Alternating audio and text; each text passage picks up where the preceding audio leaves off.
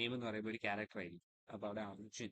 Course എന്തായിരിക്കും? അതും ഒരു ക്യാരക്ടർ ആയിരിക്കും. അല്ലെങ്കിൽ AI ആയിരിക്കാം, അല്ലെങ്കിൽ സൈബർ ആയിരിക്കാം, അല്ലെങ്കിൽ CS ആയിരിക്കും. അങ്ങനെയാണ് അത് കൊടുക്കാം.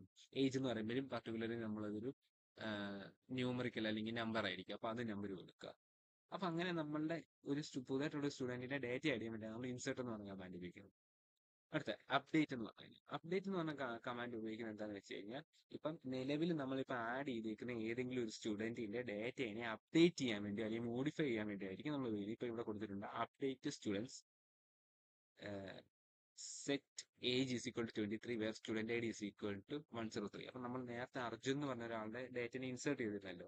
അപ്പൊ അവിടെ ഞാൻ നേരത്തെ കൊടുത്ത ഏജ് എന്ന് പറഞ്ഞാൽ 22 ആയിരുന്നു. എനിക്ക് അത് മാറ്റി 23 ആക്കണം. അപ്പം നമ്മൾ ചെയ്യേണ്ടതെന്ന് വെച്ച് കഴിഞ്ഞാൽ അപ്ഡേറ്റ് എഴുതുക. അത് എന്റെ ഏത് ടേബിളാണ് നോക്കുക, സ്റ്റുഡൻസ് എന്ന് പറഞ്ഞ ടേബിൾ എടുക്കുക. അപ്പൊ അപ്ഡേറ്റ് സ്റ്റുഡൻസ് സെറ്റ് ചെയ്യുക. എന്താണ് ഏജിനെ നമ്മൾ 22 23 ആക്കുക. അപ്പൊ set age is equal to 23. ഇനി